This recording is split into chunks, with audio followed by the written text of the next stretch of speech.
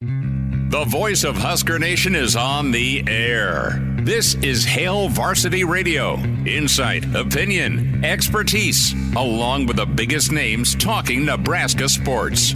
Join in with the show at 402-489-1240 or 1-800-825-5865. Now, here are your hosts, Chris Schmidt and Elijah Herbel.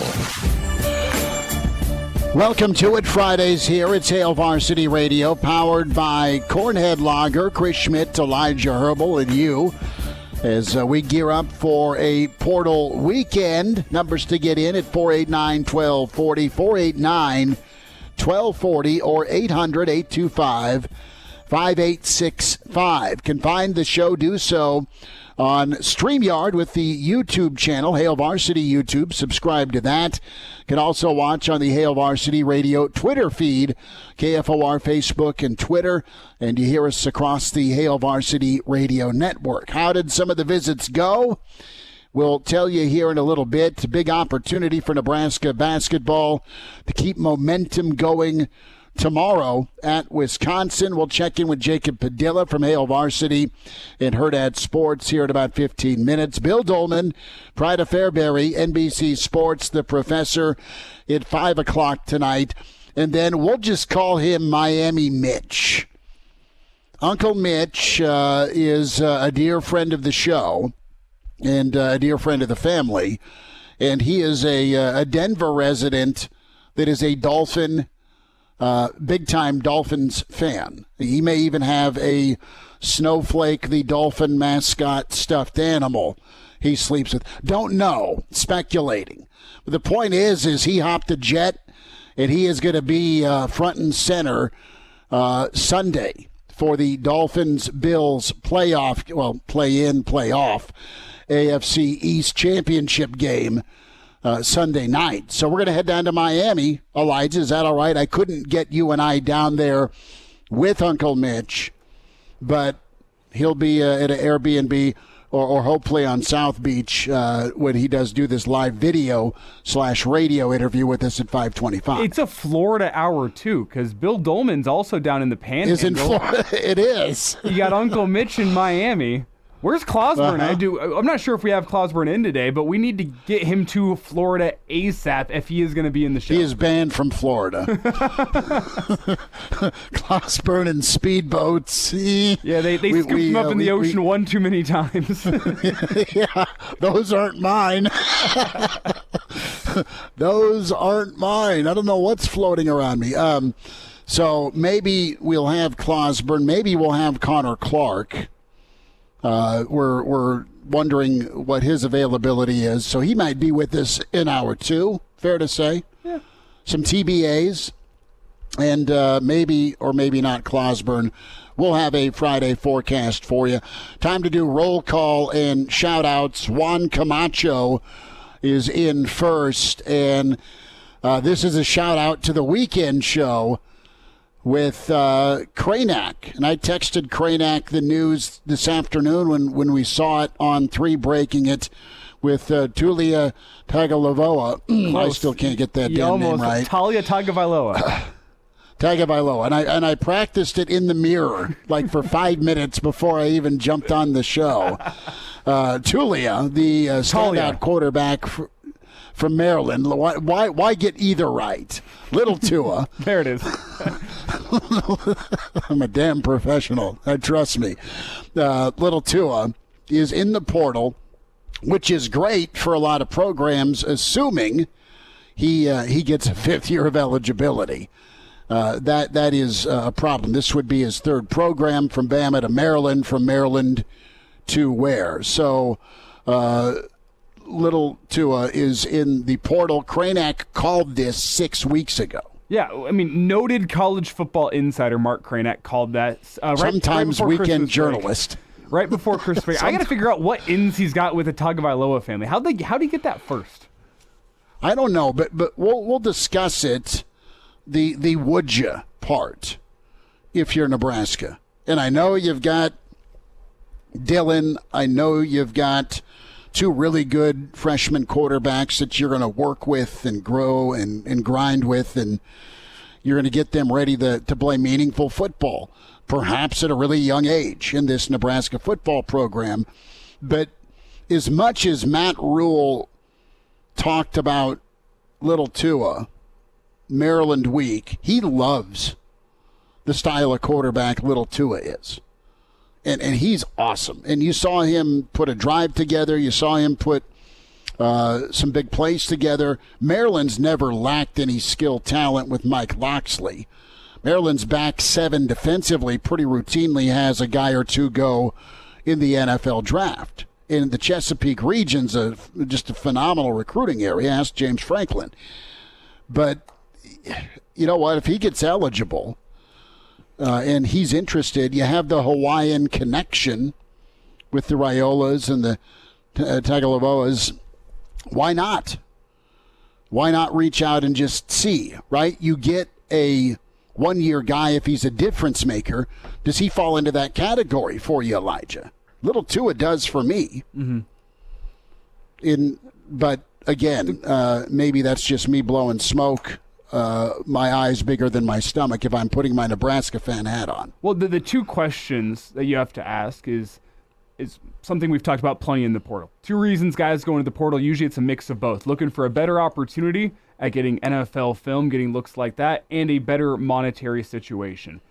Can Nebraska offer little Tua, Taulia, a better opportunity at making it to the NFL with the offense they want to run? I don't really think so. I think he's got a pretty good situation at Maryland. So then you look at the money factor. That's probably what I'm looking at here. Can Nebraska go compete with the other who's who names in college football that are looking still for a big-time quarterback to come in and take the reins? We're talking schools like, I don't think USC has their quarterback yet. Can Nebraska win? They had a great audition with the kid that played in the bowl game. All 5, reps he had before getting a week and a half of football ready. But no, I don't think USC is set or settled. You know that you have Caleb Williams moving on. But hey, if you're Nebraska and little Tua reaches out or inquires, why not? Why not listen at least? Continuing the rule. I was saying, I think it's wishful thinking though a little bit with absolutely Taulia, because wishful thinking. Not only does Nebraska not really provide a better look at the NFL, I don't know what Nebraska's NIL maybe they did great with that donation drive before signing day with 1890. They ended up with more money than they thought, but I don't think that Nebraska is going to come in here and levy a big offer. Maybe I'm wrong, but a big offer for a 1-year rental quarterback while you wait for your 5-star number 1 quarterback in the country. I think, as Gary Sharp said on our Saturday morning show a couple weeks ago, you got to figure out whether he's got it or he doesn't, a kid in Dillon. I don't think sitting him on the bench for a year and spending a whole bunch of money on a guy like Taulia is going to help you that much. It doesn't make that much sense to me from the outside, but it's something to monitor. Well, but I go back to the Hawaiian connection, the Polynesian influence, the ability to mentor or learn. And I'm not saying Dillon can't come in and win the job and isn't a better than average option for Nebraska or where they go at quarterback. I'm saying if you have a chance to go get Taulia and he's interested in Nebraska, again, you're right. You go for money or a better opportunity. That's nice. Alan Keyes nails it. He's in the stream with us here. Miami makes sense. Brothers close by, and the U is desperate. And we know that they have some that's not a bad resources. Take. Yeah, they have great NIL resources on the front end. Do they end up being reality at the end of the season? Finishing up with roll call, Matthew comes in at second, Chopper in at third. Eric says, happy Friday. Chris and Elijah in at number 4. And then Mike checks in and says, ping in at number 5. And we're starting to get more and more folks here in the stream. You're in the top 5. You're part of roll call. We'll name our starting 5.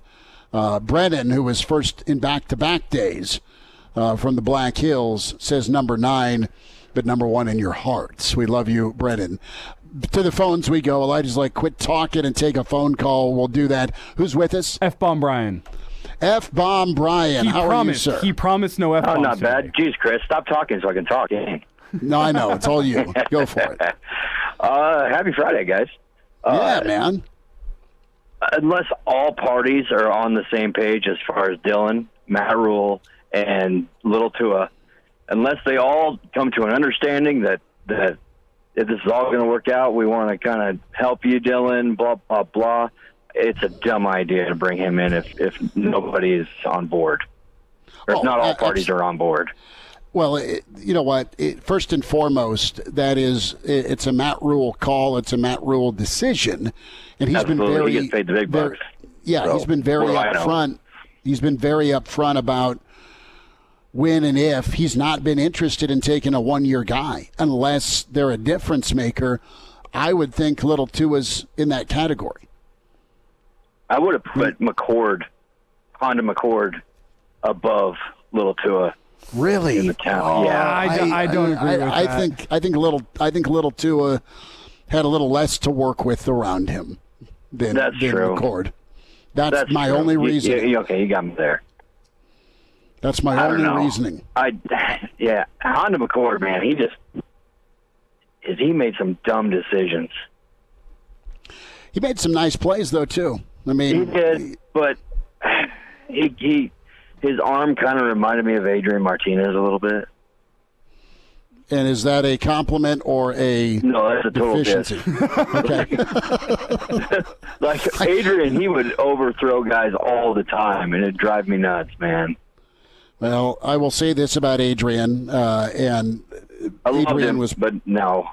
pressured 40% of his dropbacks, if I do the math correctly.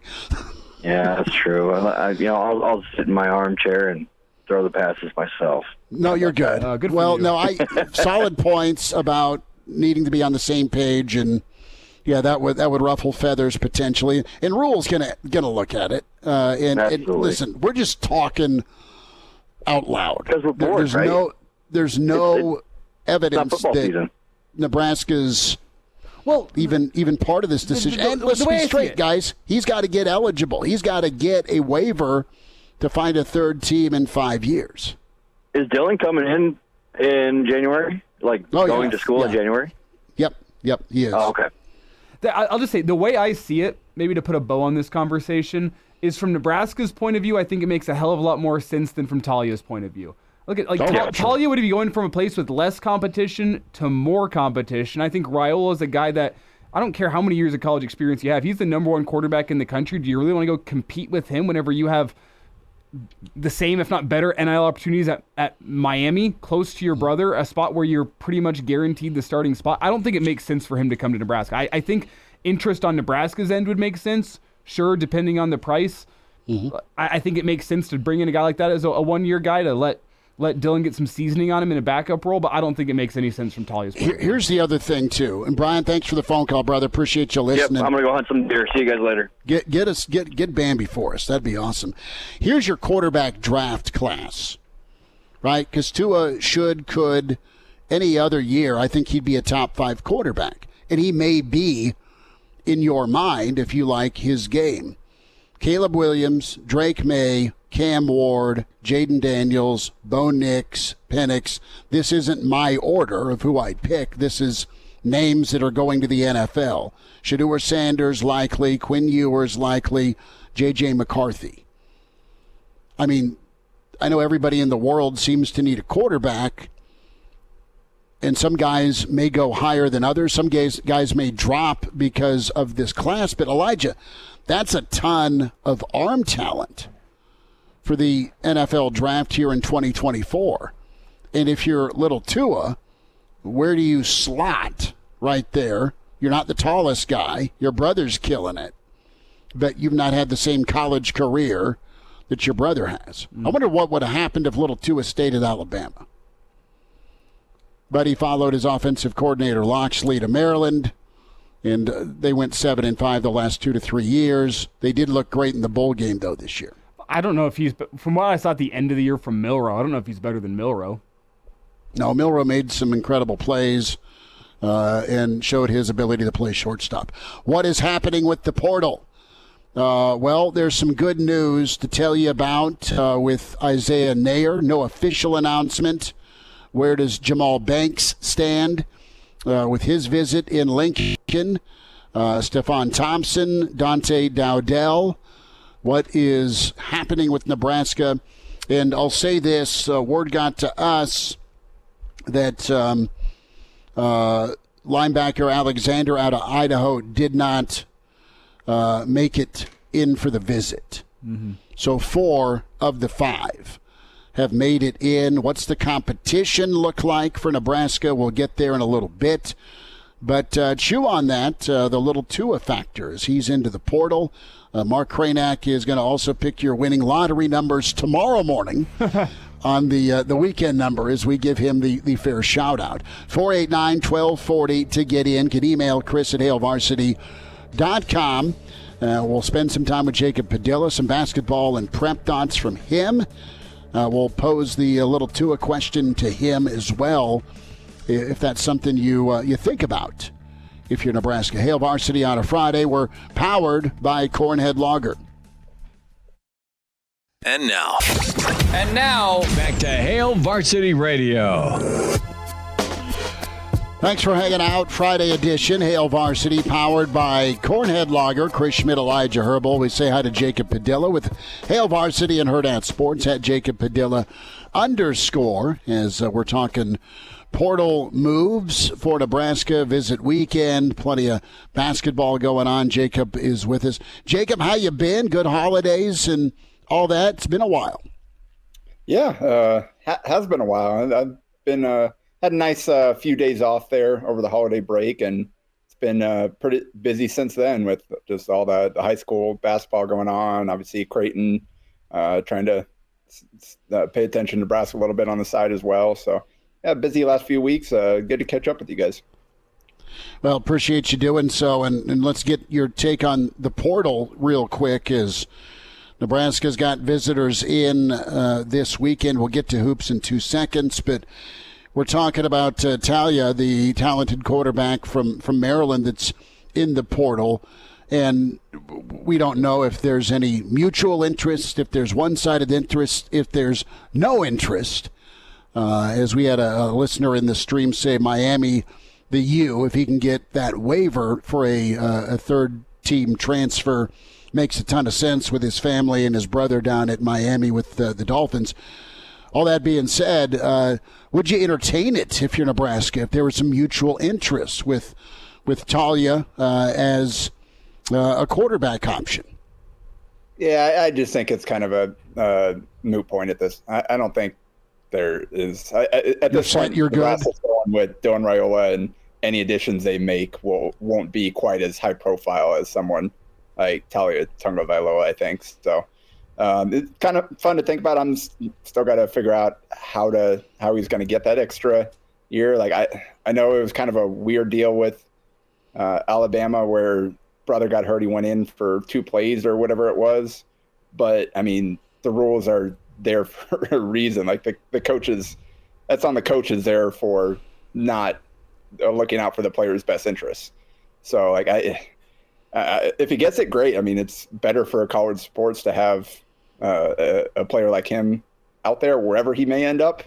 But yeah, it'll be interesting to see kind of, I at this point, I have no idea what to expect from any kind of waiver applications, because I thought at one point I thought I kind of understood how it all worked and kind of what the kind of the qualifications were, the requirements. At this point, I have no idea. So we'll see what happens on that point. But I think Nebraska is going to be rolling with Dylan Raiola, and maybe you add somebody else that can add some depth to the room, some experience. But I think with the way things worked out with them landing Raiola and with why am I forgetting his name? The Ohio State Danny Bleepin K. Yeah. With Ohio State quarterback. McCord.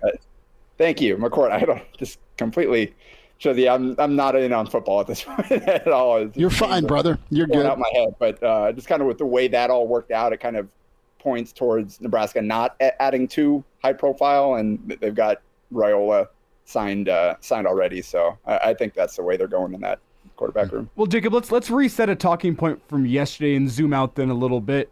If quarterback isn't a need for Nebraska, now I'm with you. I don't think Nebraska makes much sense from the Tagovailoa camp. Makes some sense from Nebraska's point of view, but not all that much. What are Nebraska's transfer portal needs in your mind based on position? The best players you can get. Obviously, so like a running, like you'd like to add to the running back room.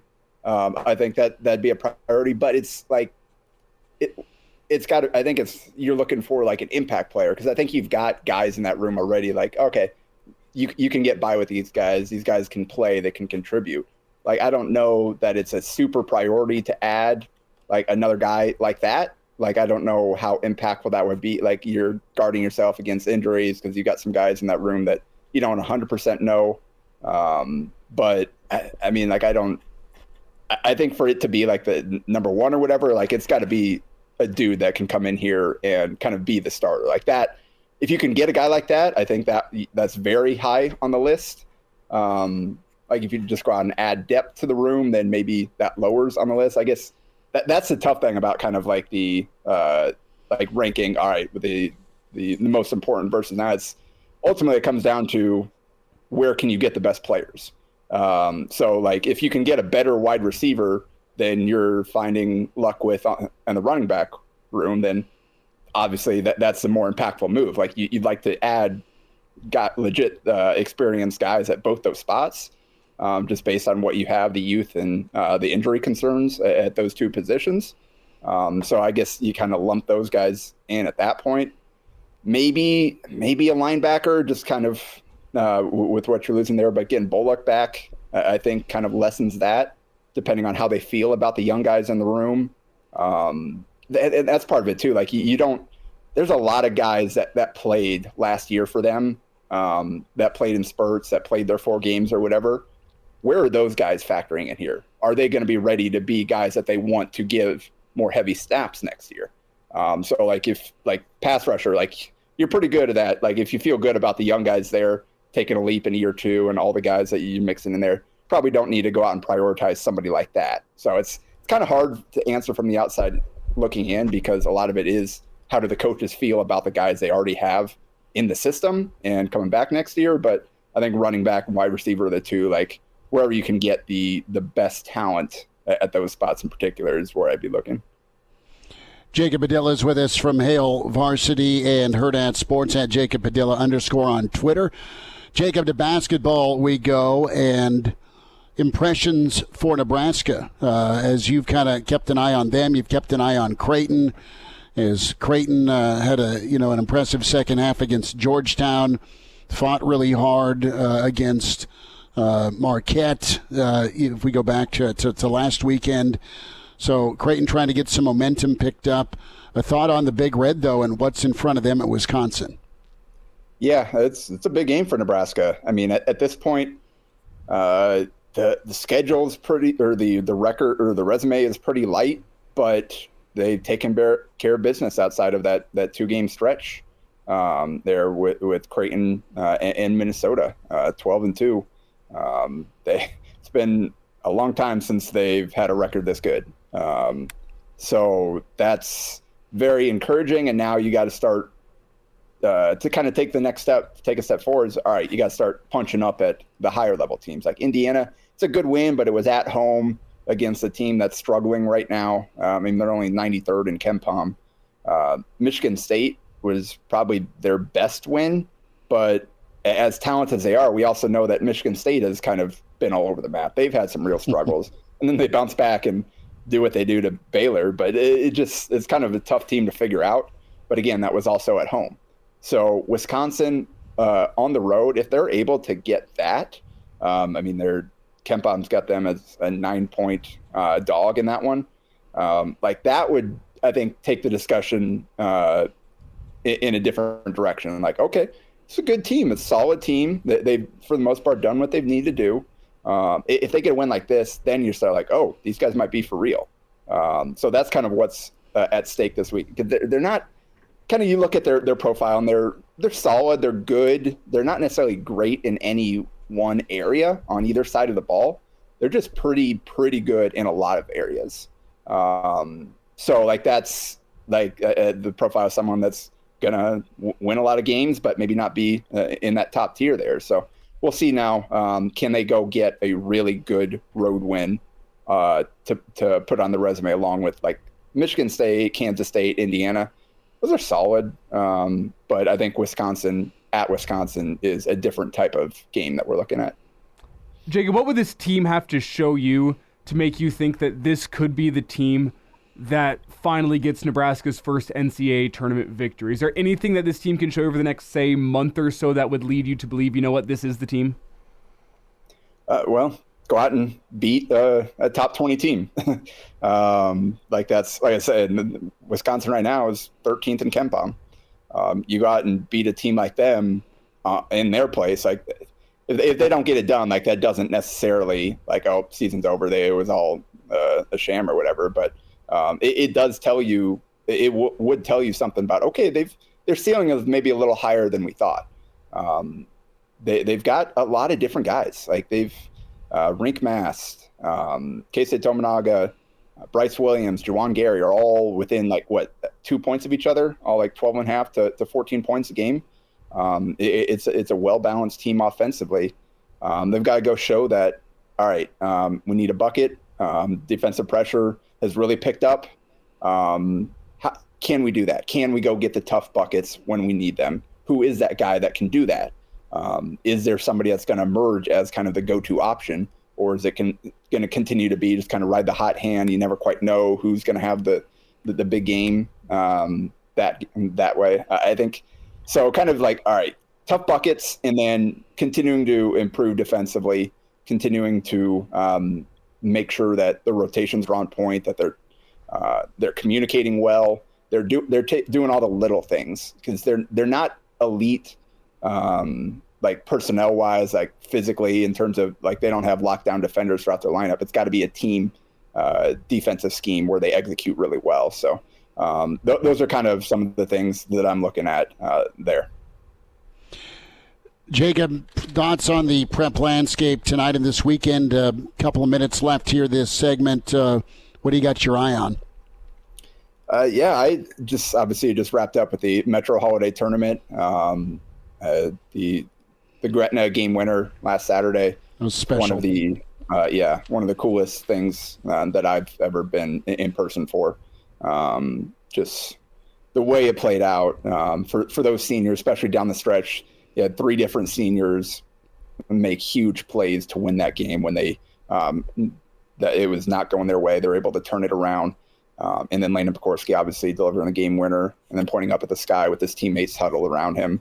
Like honoring Brad Feakin. That's one of the coolest things that I've seen, and that'll be hard to top.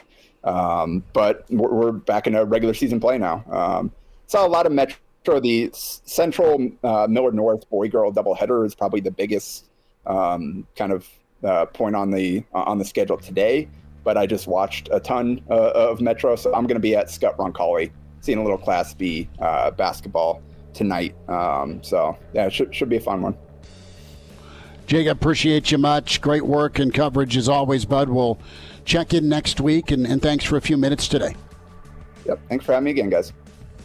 Appreciate him. That's Jacob Padilla. What's the latest on Nebraska's visitors? We'll tell you on the way with Hail Varsity. Hail Varsity Radio is live. Now, back to Schmitty. Schmitty's a great guy, but he don't have a brain. And Elijah. You want me to speak? We're not pointing you yet. On Hail Varsity Radio. Back to you. It's Hail Varsity, a Friday edition. We're powered by Cornhead Lager, Schmidt and Elijah Herbel. Reminder to get the podcast, Spotify, iTunes, Google Play, is where you can find the audio portion. Video always posted for you at the end of the night. Elijah Herbel does an amazing job with the tech side as well as on air, and can do that, the Hail Varsity YouTube channel. Subscribe to that and give us feedback. Tell a buddy about the show.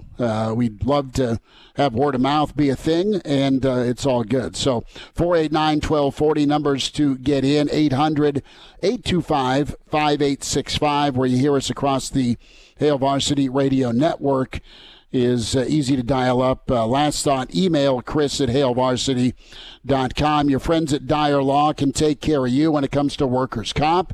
Are you confused about the options for your workers' compensation claim? Put your trust in the team at Dyer Law to help ensure that your rights are protected and you get a settlement you deserve. Call Dyer Law today at 402-393-7529 or visit dyer.law to chat with a trusted professional about your workers' compensation claim. Dyer.law. So tons of cold water on the Taulia thought and quarterback situation here, as if you make an addition. Not that it's in play. We're just talking out loud about it, Elijah. Let's go to the here and now on what's going on with the portal and Nebraska's visitors this weekend. As you have Isaiah Nayor, the standout that was at Wyoming and then got hurt down at Texas. So Nebraska's main competition for Nayor has been Miami. And you told me a little bit ago, doing your research online, that Davon Hall tweeted out, a balloon and the shush emoji? It was a shush emoji and a red balloon, which would lead you to believe he's got a secret related to Husker football. Timing-wise, I think we can assume probably a transfer portal wide receiver going to be in the boat. Mm-hmm. So there's no official announcement from Isaiah Nayor. That said, he had a visit scheduled for Miami. It doesn't sound like that is happening. So do your own math on Isaiah Nayor. Jamal Banks, really good couple of seasons for Wake Forest. Also a 6'3.5", 6'4" wideout. Nebraska wrapped up their visit with him. Nebraska, by all accounts, in good position. They are battling Michigan for Jamal Banks. Michigan is not available right now. They're a little busy getting ready for the national championship. The visitor that did not make his way to Lincoln was the linebacker from Idaho, Zaire Alexander. So that did not happen. So two more names, Stephon Thompson for Syracuse. History, of course, with Tony White from the Orange. And then Dante Dowdell. He's somebody that when we talked with Evan Bland earlier this week, Nebraska felt pretty good about, but both sides have to kind of get to know one another probably a little bit more. Limited carries, I think 13 carries for 90 yards for Dowdell at Oregon, 1 touchdown, but just a freshman out of Mississippi. But I think he's an explosive back. His film just never disappoints. Either he's a big man hurdling or he's a big man stiff-arming. And his speed for his size at 6'2", 2.25", around 4'5", and some change. So there is some giddy up there, and I love the prospect of adding a guy that was good enough to play and not redshirt at Oregon. Didn't play a ton, but you would have presumed that he's a guy that would have had plenty of carries in a no doubt talented backfield at Oregon. You're up in the air right now with injury history and really a go-to behind Emmett Johnson, Elijah. So Dowdell's a must-target for me. But if you can get both these other wide receivers, and Nayor sounds like it sounds pretty solid right now for Nebraska, that's a good weekend right now. You know, Dylan Raiola is in town to help facilitate, and not just the high school ranks, that Raiola ripple we touched on when he committed and flipped, but also this class, next year's class, and even the portal. I mean, there's that Raiola factor guys want to come play with, or there's a confidence in where Nebraska can go offensively with a quarterback of his caliber. Mm-hmm. And I want to get back to Dowdell here for a second, because I feel like with Naor smoke today, sounds like he may be in. The next place you go then is running back. If you have Naor, is Banks a top priority for you still? I think he's still a guy you want, but I don't think he's still a top priority. You probably go to Dowdell. I've been trying to find, do you have, from watching his film, 6'2", 215 pounds, do you have any sort of comparison to a Husker running back of old that you see in him? Because he's well balanced. He's got good speed. He's not breakaway speed. It's not a guy like, I don't know, Melvin Gordon. I know it's a Wisconsin running back, but right. he doesn't have the sprinter speed. Doesn't have that sprinter speed. Doesn't have Jamal Charles speed, but he's balanced there. He's got enough speed. He's not Derrick Henry with his power. He's not going to go truck everybody on the field, but defensive backs going to have a hard time bringing him down. He's got a good stiff arm. He's just really well balanced and all around. Can I say a few things just from a running style? And I'm not calling him this guy. From a running style, does he say a little bit of Adrian Peterson? Can you see a little bit of that? From a style, yes, he's not even close to Adrian Peterson, but from a style. From a style standpoint, he runs a lot, or it reminds me of Adrian Peterson. Got similar size too, very similar. Yeah, size. When I think of backs, big backs at Nebraska, think of thumper backs at Nebraska. The two guys that I lean on, Dan Alexander. Danimal, he was a monster at 250, and he was so fast. Dan Alexander, and I don't think Dowdell is in that he's not as big, clearly. He's 20-plus pounds lighter than Dan Alexander, but he's the one big back I think of that had that extra gear. And if big old Danimal held onto the football, he could take it to the house, and did. And a guy in that same era that passed away not long ago when I was at Nebraska covering the Big Red was Darren Diedrich. Those are the two big backs I think of, and that's where my head goes. Now, Nebraska had two really talented backs from the state of Mississippi. Correll Buckhalter, many years ago, Buck was really, really good. And then Brandon Jackson. That was kind of the 1A, 1B with Marlon Lucky. And Jackson was a third-round pick for Green Bay and had some good years there. So there's talent. Nebraska doesn't go to Mississippi often, even in the portal. But when they do, the kids have been pretty good. And I think Brandon Smith here in the chat, he spells it wrong, but Azigbo, I think is a solid comparison for Dowdell. He's a little bigger, Dowdell. He's more Braylon Allen size, but he doesn't run like Braylon Allen. No. He hasn't played. He's 6'2", almost 220, and I think Braylon Allen's 6'2", 230. So body composition-wise, yeah. But from a standpoint, what I've seen on film, he does kind of give me some shades of Divine Azigbo. I like that take. Yeah, that's good, Brandon. Thanks for the checking in. You're able to comment as much as you like on the Hail Varsity YouTube channel. Check that out. We'll wind down Hour 1. Hail Varsity continues, powered by Cornhead Lager. And now, back to Hail Varsity Radio. One final time this hour, Bill Doleman coming up. We'll check in with Uncle Mitch, or Miami Mitch as he's known, a Denver man, a season ticket holder for the Dolphins. We'll check in with him at his Airbnb, and we'll also see if Uncle Mitch is on some Taulia recon. Is he visiting the U? We'll see if Uncle Mitch is on location / on assignment for us. He's truly down there because he's a season ticket holder for the Miami Dolphins. He's there with his mom and dad for the Bills and Dolphins.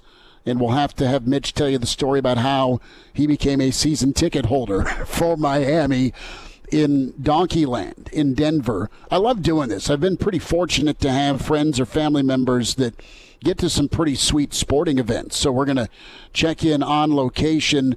I know Sunday Night Football is the kickoff time for Miami and the Bills, but that's a huge AFC East game.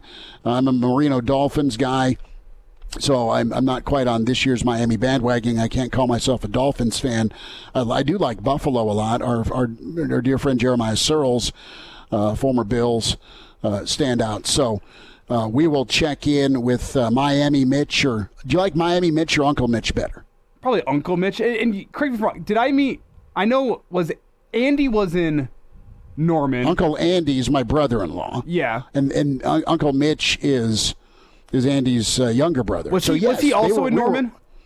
We were all in Norman together. Okay, that's why I thought that the Norman crew was Andy, Mitch, Mark, you, me.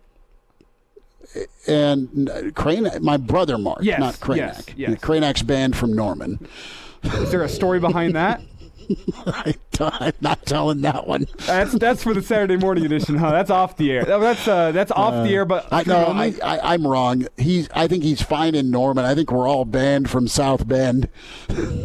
I've heard that story enough. Yeah. You guys hopping on the short bus? Yeah, we did, and we didn't know where we were going. We'll have to reiterate that tomorrow morning about 7:50 when we're all feeling great. That sounds like me after hibachi down in Arizona this past weekend. Hop in the car, no idea where we're going. Problem is that was 30 minutes after the game ended, and it was overtime with Crouch getting into the end zone. Let's tell you about your friends and Supernova in Omaha. It's pro volleyball, and the first ever pro Volleyball Federation match, January 24th. That is just around the corner against the Atlanta Vibe at CHI. First serve at 7 o'clock. Secure not only part of history, but your season or single match tickets now with the Supernovas, supernovas.com, and witness world-class talent as the Omaha Supernovas set to take down the Atlanta Vibe.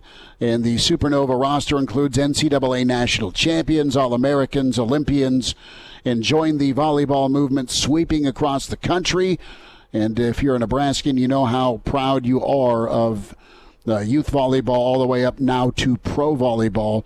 And check out the Supernovas, the Major League Volleyball team, Omaha Supernovas, supernovas.com for single match, and get your season tickets the 24th is when it gets rolling. Bill Doleman going to be with us. Pride of Fairbury, NBC Sports, will get his take on some of the portal options. We'll get his thoughts on some Husker basketball. Really good stuff, too. Shout out to the Average Joe Sports Show podcast from Mitch Sherman and Bill Doleman. Good thoughts from those guys on Nebraska basketball so far. Hour 2 on the way with Hail Varsity. He's the pride of Fairbury and Average Joe. Bill Doleman, the professor. I had a 6 ACT in 1967. One time I got an A and my grandma beat me for cheating. Now with Hail Varsity Radio. Thanks for hanging out. Hour 2, it's Hail Varsity, powered by Cornhead Lager, Chris Schmidt, Elijah Herbel, the pride of Fairbury, NBC Sports. The professor is Bill Doleman. It's the All Florida Hour for Hour 2 as Uncle Mitch is down in Miami getting set for the Bills and Dolphins, and no doubt heading to Coral Gables to see if Taulia Tagovailoa is on his way to the U, or if maybe he's entertaining Nebraska. Bill Doleman, what say you with little Tua in the portal? I thought it was Taulia Tagovailoa. You sound like Schmitty now. Well, that's what I said. I was watching the show earlier, and I was. I just nailed it. On your fifth try. Well, I told you I suck. It's okay. Hey, I got it. 1 for 5 from the dish. It's a normal Mendoza line Schmidt batting average. You hear that, Junior? You know what that's like? That's kind of like when Keisei Tominaga is not hitting the 3 and he goes to the floater. So when you struggle with Taulia Tagovailoa, you just kind of go to little Tua. I've gone little Tua since he got to college. That's your floater shot. It's pretty effective, though. It went in, right? Yeah. So anyway. So back to the question. I'm down here in Pensacola, which is the Fairbury of Florida. So not a lot of news about Nebraska transfer portals or Tagovailoa or anything like that down this way. Tagovailoa, that's 2 for 2. Just keep repeating it. Keep repeating it, Bill, and I'll say it. Here's the problem with Saying one of the myriad of problems with the transfer portal, okay? because there's a ton of them. Now you have this second wave of prominent players whose names are now in there at the very end of the transfer portal window. Well, if you are not just Nebraska, but if you're Oregon or USC or Kansas State or Ohio State or whomever was looking for, let's just say, focus on a quarterback, you targeted who was available at the opening of the transfer portal window. And now we've gone through the college football playoffs and we get to the end of the transfer portal window. And now all of a sudden, here's some prominent players or players from prominent programs who have all of a sudden made themselves available. So whoever worked on their roster with the players that were available at the opening of the window, now you've got players that lend you to talking about Nebraska and Little Tua as to, well, he'd be a good fit. Or would the quarterback from Liberty now be a good fit? That window, if that transfer portal window is going to open up, it needs to be a brief window. Because we had, 20 players from Alabama and Georgia go into the portal like a couple of days ago? You don't think that those players are coveted just by the fact that they're coming from winning programs? And that any program in the country would love to have them, right? So we've got this transfer portal that is so elongated, and then we're going to have another one at the end of spring football where you're going to have programs retooling their rosters once again. There needs to be something set where it is you have, say, 15 days from January 1 or the end of the college football playoff until the start of semesters, and that's it. And or you go back to honoring commitments, and if you're going to break your commitment, it costs you one season of sitting out. Not a year of eligibility, but you have to sit out because there's just way too much transfer of players from one program to another. I don't like it here. I'm going here, and it's just this continued roster adjustment, and something has got to change to where the portal is shorter and there is some type of, I don't want to say punitive damage, or there's something that tells the player, look, you have the right to go where you want to go, but these teams and these programs have a right to have their rosters set in this era of college football. You're going to lose a year, not lose a year of eligibility. You're going to have to sit out a year. I just think that would provide some sense of organization for teams to say, this is what we have and this is what we're going with because this is what was available at the time the portal was open. So we're not having this conversation about Tua or baby Tua or whomever else might be out there, right? You don't think Kyle McCord would like to reevaluate where he might want to go now? Right? If Maryland all of a sudden is looking for a starting quarterback, you don't think he's probably going, I got to go back in the portal, right? Because I did not know that Maryland was going to be open. And maybe going into Mike Loxley's offense and playing at a program that's in a lot better shape than Syracuse, that would be healthier for that kid. That's, to me, this thing is way too far wide open, and you just don't have any sense of organization in it. Bill, you got Scott chiming in. No, I know you don't. This Scott chiming in on the stream. Hard to fix. I agree with you. With the semester. I agree.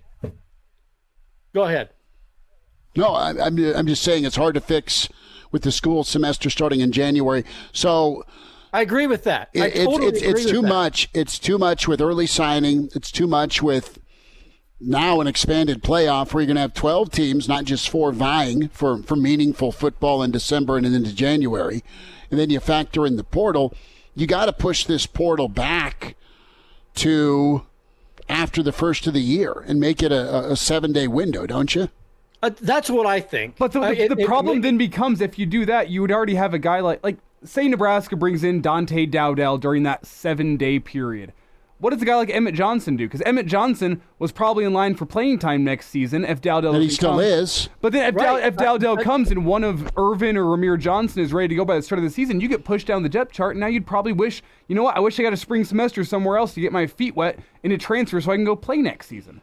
If Tagovailoa had been available at the start of the portal opening when Kyle McCord went in, or when Cam Ward went in, or Howard went in, do you think Nebraska might have been a little more aggressive in perhaps bringing him in? And then maybe you don't get Dylan Raiola? But at least you would have known in that window, whenever that window would be, as to what you can do. Or if you are a program in search of somebody who could be perhaps a culture changer, and I'm not saying Nebraska is that, okay, because I think Nebraska's culture is pretty solid. But all of a sudden, you've got a chance to bring in some players from Georgia and Alabama. Don't you think that you would like to, maybe make a play at them? But you've already played for some, made plays for some other players.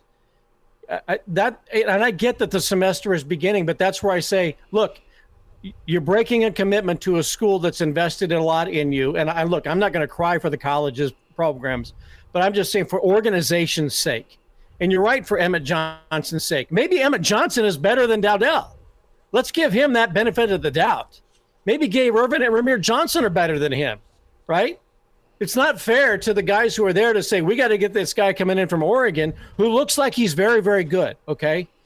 Mm-hmm. But you got to give Emmett Johnson and the guys who are here the benefit of the doubt that they can still be the guy. But if you're going to break that commitment, and I think we need to reestablish that somewhere, and I agree that they have the right to play wherever they want to play. But in this new super division of whatever college football is going to look like, there has to be some sense of order that if you are going to transfer, it will cost you a season to sit out, and then you can play. And you know what? You can have unlimited transfers. You could be 30 years old like you are at BYU, and you could transfer as many times as you want, but you still have to sit out because you are breaking a commitment. And I know scholarships are only one-year deals. I get that too. But something has to provide some organization and stability. And I think closing the window or shortening the window and sitting out a year might be the way to do that. Well, and we'll get to the phone lines here in a sec. If your coach bolts, that takes that year waiting period off the table. I respect that too. I don't have a problem with that. If your coach leaves and they hit the transfer portal, which they're going to do again here, because now that we got the coaches convention and we've got pro football season ending, and people are probably going to be plucking off some college coaches and adding to the staffs, and maybe that'll happen in Lincoln. I get that too. But there's got to be some sense of order in this thing. Because don't you think if Tagovailoa had been available 6 weeks ago, that Nebraska would not have been in the hunt like they were for Kyle McCord? They would have kicked tires on him. Absolutely. Right. I think the only reason Little Tua is in the portal now is because he's got a better shot at making some coin, having a really good senior season, second senior season, and the NFL, the quarterback. College. I know the quarterback draft John Blukarski at least stayed at Faber College all 7 years. 7 years down the drain, Bill. Steven's on the line with us. Steven, thanks for calling. Welcome into Hail Varsity. Go ahead. Happy New Year, gentlemen. I haven't had a chance to talk to you yet. Couple things. First off, before I forget, what time will you be on the air tomorrow morning on the YouTube channel? And then 7:50. I was listening to another pundit who's got a YouTube channel and a podcast and very involved in college football. And he was saying the other night that after this bowl season, the Georgia-Florida State debacle, dwindling attendance, that the power brokers are all lining up, agreeing that change has to happen, from what are they going to do as far as NIL portal, players opting out. All these issues that are negatively impacting the game, and then the coaches are aligned on this as well, that something has to happen. So curious on your thoughts on that. And the other side is, it sounds like there's not really television lined up for the new playoff format, and in a couple of years there's absolutely nothing. So I guess that's the other big picture issue. Hey, Stephen, thanks for the phone call. Appreciate you tuning in and chiming in. It'll get hammered out. There'll be a blank check for that playoff, Bill, and I'm not really worried about that. I mean, how long does ESPN have the college football playoff? Are they at least going to get first right of refusal, in your opinion, for the 12 team? Is he on mute? Yeah, Bill, you've muted yourself for some reason. If I remember correctly, and I'll do some research here. If I remember correctly, ESPN has it through next season. But that may change with the 12 team. We still have Bill muted. Can't hear you, big cat. Let's see if we do this. Well, this is awkward. Yeah, so we are getting signs from third base. From now we got you. Okay, all right. I try not to touch any buttons, Not the red one. yeah. I don't know what happened there. But look, ESPN is definitely going to try to be a big player. But what you're going to have down the road, though, in all likelihood, is ESPN is talking about going to subscriber-only purpose. So it might be a deal where you're paying for it, like $25-$30 a month if you want to watch ESPN program, because it will no longer be in the cable sphere. So that's going to be kind of up to you as to how much money is going to be available for the college football playoff. But, I'm looking at these bowl games and the interest, and you look at some of the marquee matchups of the attendance, okay? And these are some marquee games. Tennessee, okay, Iowa, I get it. But nevertheless, Tennessee, SEC, Iowa, Big Ten, 43,000 people attendance. Oregon, Liberty in the Fiesta Bowl, 47,000 attendance. LSU, Wisconsin. Tell me that's not a marquee game in September or October. 31,000 was the listed attendance. Clemson, Kentucky, 40. Notre Dame, Oregon State, 48. Georgia, Florida State, 63,000 was the announced attendance for that. So you're going to have bowl games that are going to probably go away, especially if they ask the bowl games to pay for the players who play in those games. That's been floated out there that if you want the players to play, you got to pay the players. Well, you go back when UConn played in the Fiesta Bowl about 20 years ago when they were good for one season. And as I recall, they lost like $2 million because it was required for UConn to pay its own way, and buy tickets and buy hotel rooms and buy in order to go play. And UConn lost a lot of money playing in a game like that. Very few schools can afford to participate in the bowl games as they've been set up. So that's something else that's got to be addressed as to whether or not we're even going to have bowl games beyond, the 12-team playoff, which is going to solve everything. Bill, let's get you out on this. Bill Doleman, NBC Sports, Nebraska, Wisconsin basketball, and shift there. I think the Lions right around 9.5. Nebraska's underdogged. Magnitude of tomorrow afternoon for Nebraska. That's a huge game. I was so impressed, though, with Nebraska's win over Indiana the other day. I think that's one of the most impressive basketball performances in PBA I've seen. If Nebraska can keep it to within 9, and if they lose, if they fight hard, if they fight the way I think we expect them to play, look, you don't want to lose a game. But if you are competitive and respectful, much more so than Indiana was in Lincoln, if Nebraska puts on a better show against Wisconsin than Indiana did, but I had Nebraska a lot to do with that.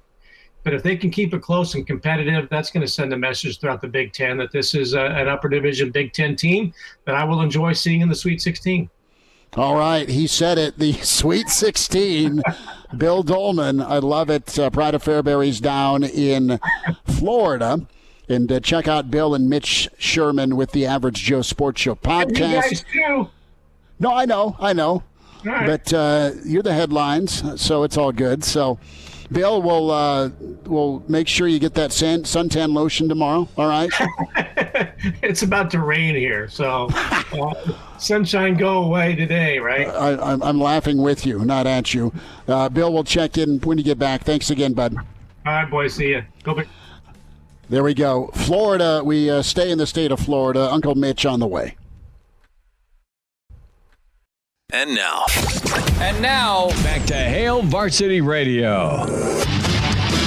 Great to have you back in on a Friday. It's Hail Varsity, powered by Cornhead Lager, Chris Schmidt, Elijah Herbel. We stay in the state of Florida. If you're watching the show on the Hail Varsity YouTube channel, you can see Uncle Mitch, or as he's now known, Miami Mitch, the biggest Dolphin fan I know, post-Marino era.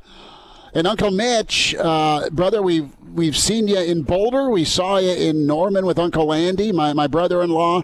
Thanks for squeezing in. So are you posted up in Tua's room, in little Tua's room? What recon can you give us? Wouldn't that be nice? Definitely not in Tyreek Hill's house after that. Yeah. Did you bring the child-safe lighter with you? Jesus. I didn't even know that's actually how that happened until just this morning. My girlfriend updated me on that. So, no, didn't bring any of that. We are in the Wynwood neighborhood. So, if you've ever been down to Austin, Texas, it's kind of like that sort of vibe. So, we're chilling at the Airbnb. Everyone else is getting the groceries and all the goodies while I get to chat to you guys.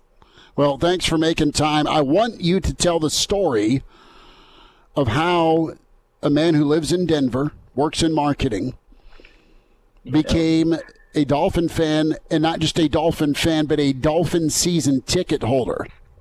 For sure. So, obviously, as majority of everybody listening to this grows up in Nebraska, there's no pro sports team, right? So growing up in Kearney,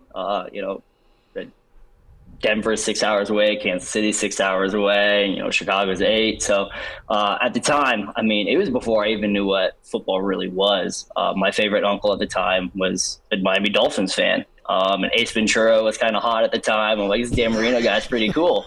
So, I like the color orange. Yeah, let's go Dolphins. And for whatever reason, it just stuck, And so growing up in Nebraska, there's no pro sports team. So it just kind of stuck with me ever since.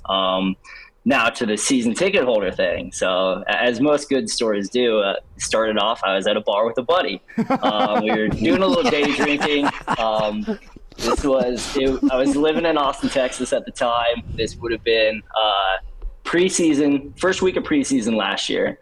We've been day drinking, probably 10 beers deep or so, and he's explaining to me how he is now a Broncos season ticket holder, and it took him 5 years on the waiting list to get those tickets. And I'm like, you know what?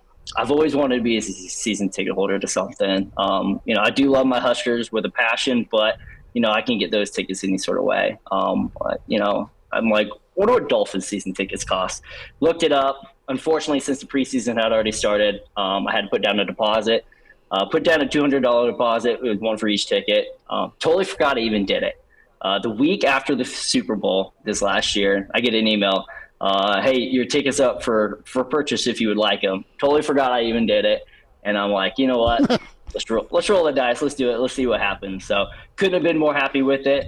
This will be my third game. Would have liked to make it to a little bit more, but the bright side of it is the Dolphins are doing really good this year. I have got double what I pay for every ticket that I've sold so far. So I've made my money back and then some on it. So it's been a good investment as well. This has turned into a business segment here. How to make money with Uncle Mitch. I love the day drinking part. Let's be 10 deep with our friends at Kincaidor, and boom, all of a sudden you're a season ticket holder. Elijah, should we day drink tomorrow and see what NFL franchise we're season ticket holders members of here by Monday? I personally have work to do tomorrow. We have high school basketball on the air, but if you want to double duty, we can do some drinking and some high school basketball. I'm sure everyone would love that. No. That's a great story. Well, it started out with a day drinking episode. How are you feeling about the AFC East championship game tomorrow? And let us also tell the listeners and viewers that Papa Todd, your dad, is a big-time Bills fan because of our friend Searles.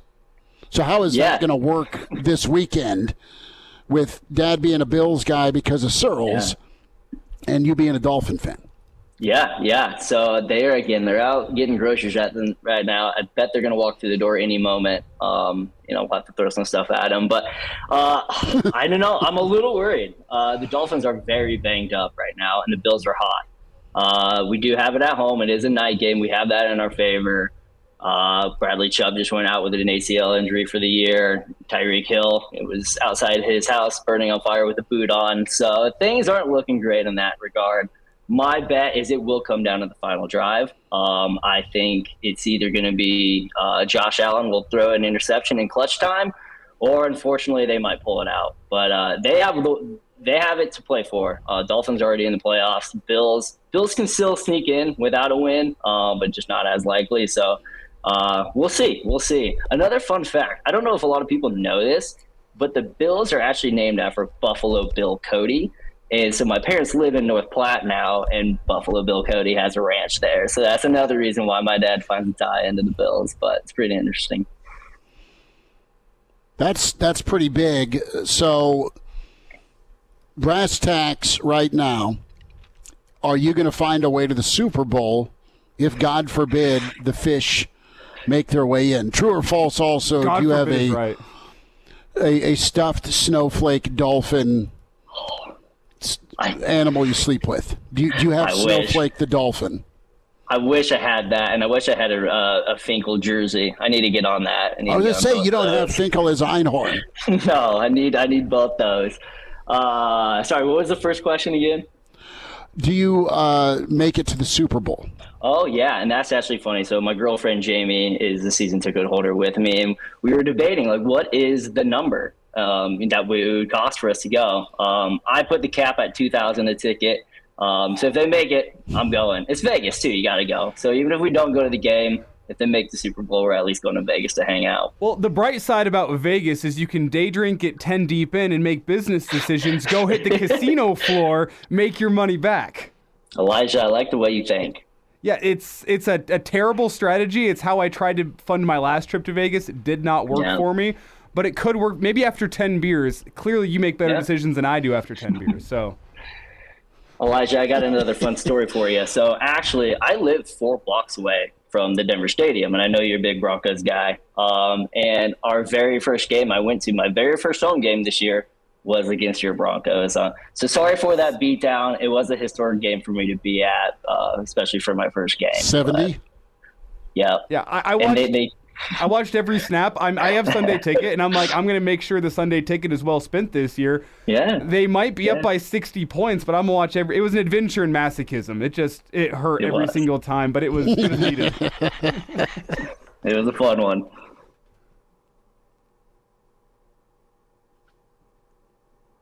While since the agenda, have you researched spots to hit this weekend? I know you're probably going to cook at home, but you guys are going to go clubbing, and Papa Todd and your mom are just, they're fun people. I love seeing them. They come to Nebraska games. They hit some of the road games we're at, Norman and Boulder, and they're just awesome. Wendy and Papa Todd. So are you going to go clubbing with your folks tonight? Or Absolutely. Yep. So got my girlfriend Jamie here in town, as well as my best friend growing up, Caleb, and his wife. So we're going to go to the bars pretty much right after this. Go hit up the bars a little bit. Going to go spend Saturday on South Beach, and then Saturday night we'll see where the world takes us. Sunday is what we're looking forward to, though. Well, we're definitely going to. I know a lot of people probably came down for that Miami versus Nebraska tailgate scene. Whatever was that, 2018, 2016, whenever we played them down here. Miami tailgates are a little 15. different down here. They get it turned up a little bit down here. So we're looking forward to that. Hopefully we can catch some tables on fire. We can convince Papa Todd to jump on one, Bill's Mafia and all, but we'll see. You said South Beach tomorrow. Yeah. And I need to get the take on South Beach. Known for people showing a lot of skin. Did you pack the Speedo? I did not. No, but there is definitely a lot of skin there. That is for sure. Measured and accurate. Uncle Mitch, Miami Mitch, he is off to the Bills-Dolphins game, the AFC Championship. We're going to start a GoFundMe for Uncle Mitch, $2,000. You ain't going to cut it for the Super Bowl. Nope. That ain't going to get you in for parking. Nope. So we'll have to put our heads together for that. But Mitch, we appreciate you, brother. I love the story on how you became a NFL season ticket holder. Colin J says, go Bills. We halfway thought about kind of surprising you with Searles on today's interview, but we didn't do that to you. Give Papa Todd and Wendy a hug, and we'll see you probably next week for Nebraska-Iowa wrestling, won't we? Yes, you bet. Go Big Red. Wear your sunscreen. All right, There he is.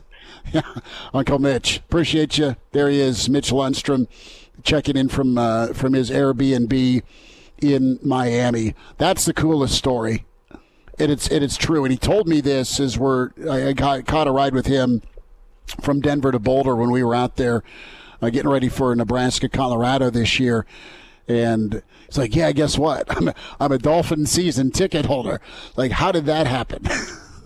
Well, 84 pitchers later, and the Ace Ventura influence. And that brings up a great, maybe we'll have to save this for next segment. I think it brings up a great topic of discussion. What's the best decision you've made after 10 beers? We'll shy away from the worst decision you made after 10 beers. We're not going there. Best decision after 10 beers? I have a couple in mind, and I'll be curious to see what you would say, Schmidt. Maybe we have to go to South Bend for yours. Yeah, the best decision I made after several beers was to get on that short bus and go party the night away in South Bend after a Nebraska overtime win. That's good.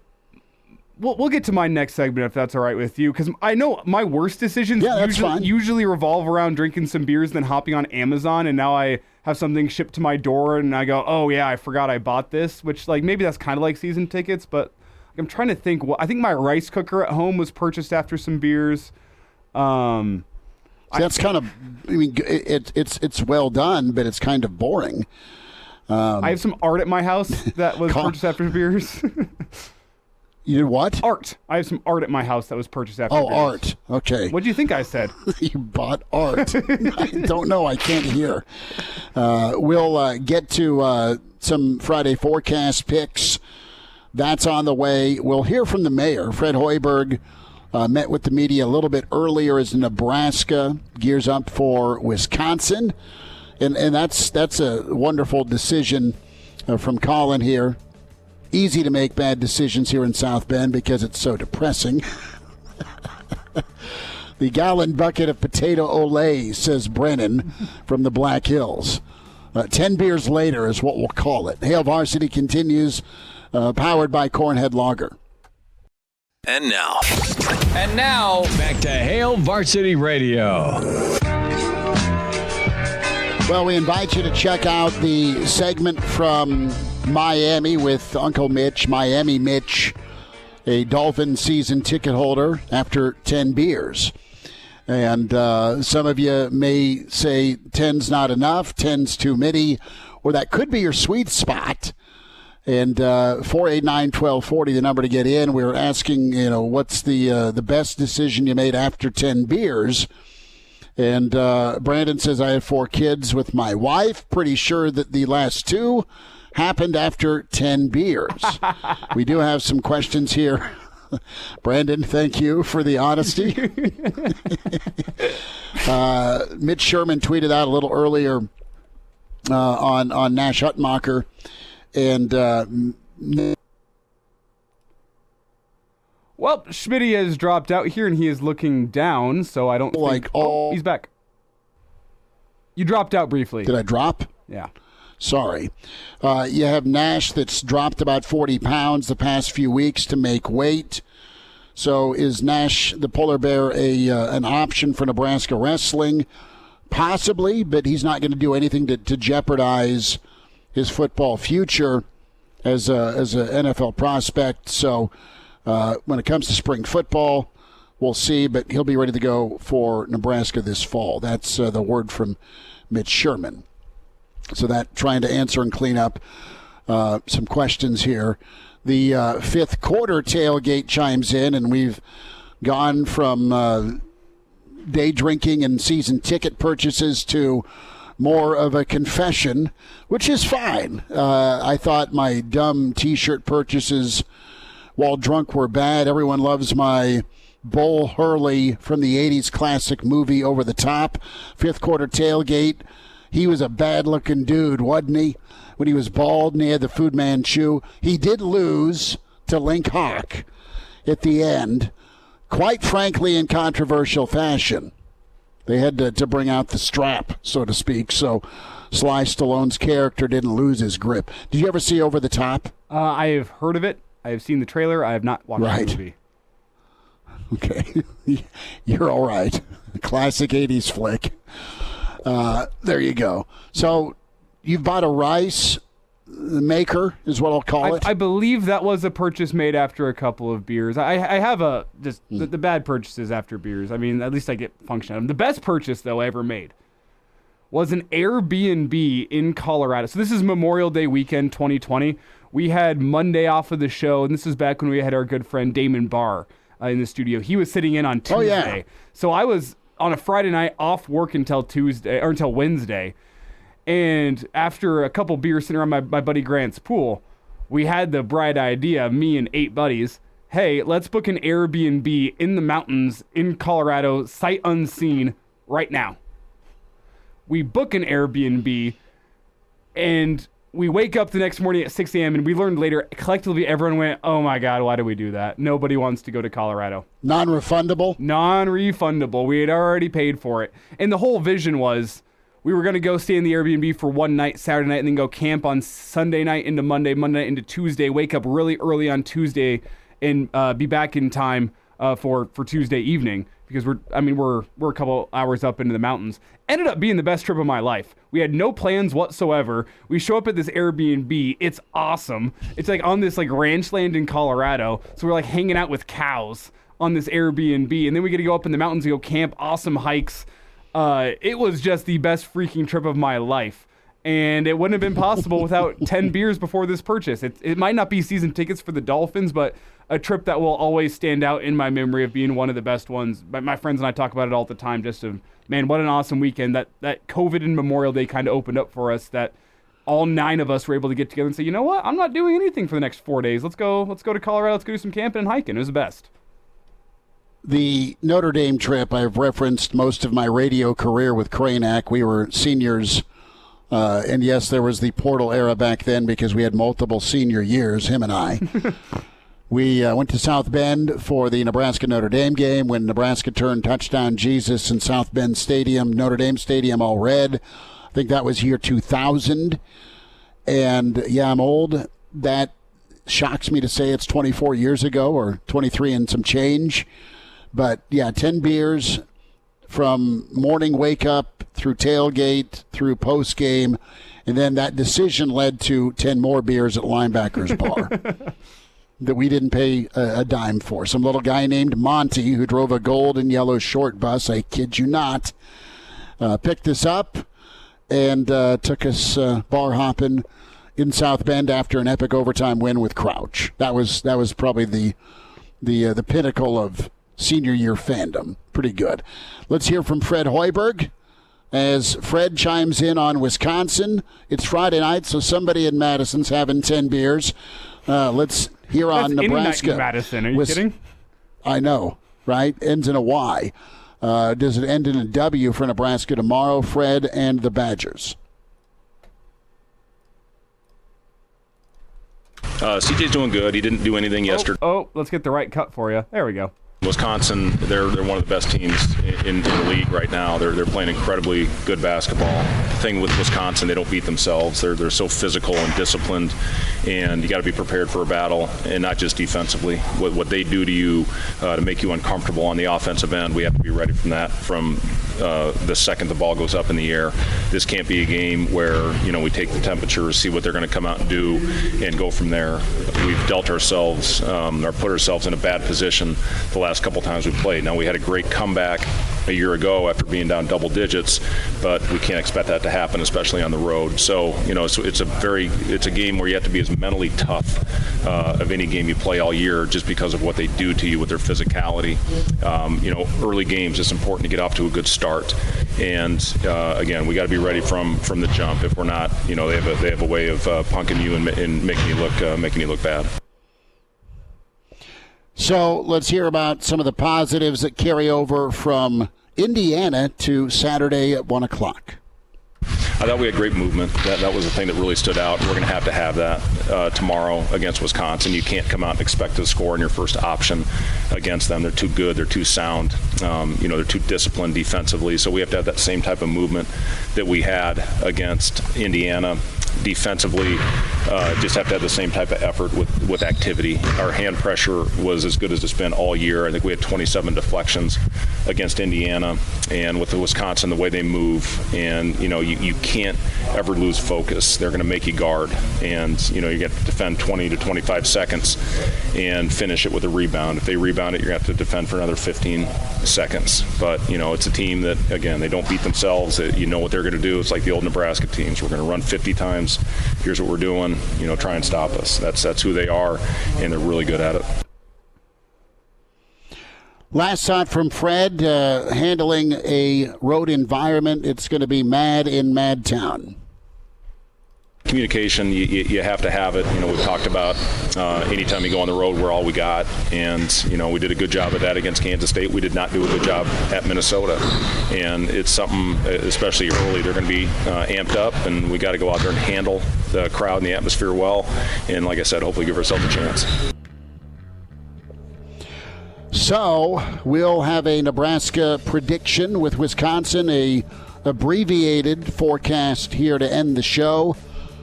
Also, I thought a steak and a beer bet. Elijah, are you down for some NFL? Oh, of course.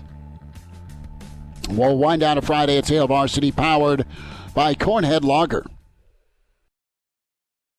And now, back to Hail Varsity Radio. One final time, a Friday edition, Hail Varsity, powered by Cornhead Lager. Chris Schmidt, Elijah Herbel. Find the podcast, Spotify, iTunes, Google Play. If you want the audio, the video, real easy, the Hail Varsity YouTube channel. All the shows are posted there. Can also watch live. And find us on the Twitter handle at HVarsity Radio for the show. Reminder to buckle up. Hands on the wheel, eyes and focus straight ahead. The driver has one job. That's to drive. This message brought to you by the NDOT Highway Safety Office. All right. 9.5 is the number. I think it's the first team to 60 for Nebraska, Wisconsin. I think it's a little too much Badger for Nebraska. Now, Purdue does take on Illinois, a shorthanded but hot Illinois team tonight. I think Nebraska's good at keeping the main thing, so they'll be focused on Wisconsin. Now, if Nebraska can get in rhythm and have some shots fall early, great. They've played Wisconsin well. They've won at Wisconsin recently. All that being said, I just don't like it. This is a better Badger team than Wisconsin's had in a while, especially that Marquette showing earlier. So give me Wisconsin, but Nebraska covers barely. I like Wisconsin 68-60 over Nebraska. It should be noted, Schmitty, I'm seeing a late line drop here this evening from the Action Network down to 7.5. Ah, so it dropped to about 2 points, huh? That's what I'm seeing as of Friday afternoon. So who's out for Wisconsin? I don't know, but I'm seeing 7.5. Does that change well, then your give thoughts? Give me Wisconsin to win and cover. Wisconsin to win and cover, that is probably the way I'm leaning 68-60. That's the way I'm leaning as well, but that makes it no fun. So I'll take Nebraska to win and cover. Why not? Why not? You want Tuesday to be swarming with emotion. You want Tuesday to be swarming with possibilities. And you want Tuesday to be swarming with Purdue still number one in the country as they come to PBA for 8 o'clock tip. I get it. 65-62 Nebraska wins. Buzzer-beating three-pointer from Bryce Williams. Oh, let's say from the right wing. Why not? He's so good at hitting that and making that big shot. Do you want to quickly talk FCS National Championship game 2? Yes, I'm going with the Fighting Chris Walkers in Montana. They're 13.5-point dogs. Give me the points. I'll take SDSU to cover. I think the SDSU team is damn good. I believe they're going for the back-to-back. So give me the Jackrabbits and give me 35-17, a winning cover for the Rabbits. I think a touchdown win for South Dakota State, 35-28. There we go. The Fighting Chris Walkers. Cheers to the Grizz. Miami or Buffalo? Where are you going? 2.5's the number. Uncle Mitch, he talked me into Buffalo. They need it a little bit more. They've been playing really well. I think it's a close game down the stretch. Give me Buffalo 31, Miami 28. I like Buffalo. They're hot. They've survived gaffes and lapses, and old Joshy Boy, as Searles calls him, is playing great football. They're a different team with that running game, right? They're using it. They're using the check down. I think Buffalo outright, and they get it handled 28-24 in Miami. We'll be back tomorrow. Can we set a time for 7:50 tomorrow morning? 7:45. 7:45, which means 7:50. With the weekend edition on the Hail Varsity YouTube channel. Big thanks to Elijah Herbel. And we'll talk to you mañana with Hail Varsity, powered by Corn Headlock.